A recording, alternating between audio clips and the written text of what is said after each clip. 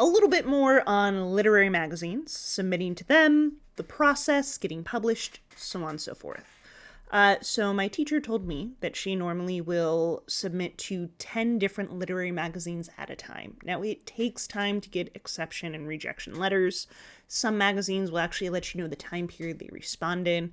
Normal can be anywhere from 3 to 6 months, depending. You do it in batches of 10, starting with your 10 preferred. And if you get rejections from all those, you go on to another batch of 10.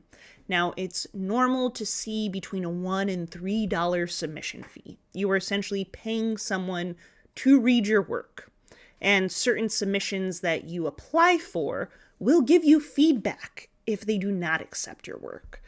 So remember, every rejection means that another person has read your piece. I call that a win. Now, the majority of literary magazines are looking for first publishing rights. This is basically having the ability to be the first person to publish this piece of work. That includes internet publishing. So if you are working on a piece that you hope to get published in a magazine, do not post it in its entirety online. A passage here and there, a synopsis, a summary, all of that is fine. But remember, assume the internet is eternal. Posting it and then taking it down doesn't always remove it from search engines, and doesn't mean that someone hasn't screenshotted it or preserved it, and that can lead to a lot of issues down the line.